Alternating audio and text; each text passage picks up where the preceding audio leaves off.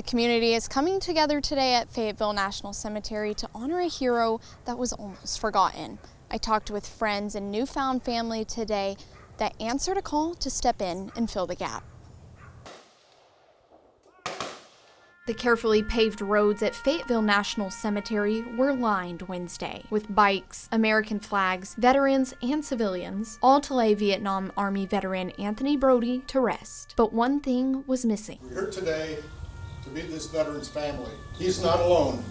We are his family. After his passing on August 5th, Brody was deemed unclaimed by the Washington County coroner, who was unable to find his children, leaving only his close friend Lauren Hurd to uphold his memory at the September 11th service and receive the folded flag. During his time in the military in Vietnam, he did his best to prepare all his men, and he gave it to them straight, and he gave them as much.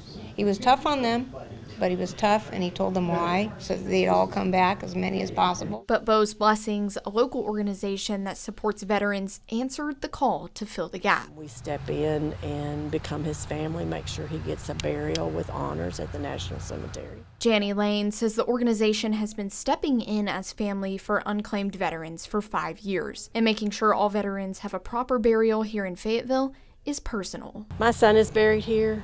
And when he was buried here, there were hundreds of people here, family and friends. She says the thought of a veteran being forgotten is something she does not like to think about. Someone being buried and no one to stand next to pray over them, to pray for them, to remember them, to speak their name is something that my organization and myself, we just don't want ever to happen. And on a day like September 11th, she says the sacrifice of a veteran rings even louder. 9/11 changed the world we live in, and it changed my world because my son was serving. Today, we took time out of the terror, and we recognized a man who served in the terror of Vietnam. But it's a sacrifice worth remembering. He signed his name and committed himself to this country, and in doing so wrote a blank check to the United States.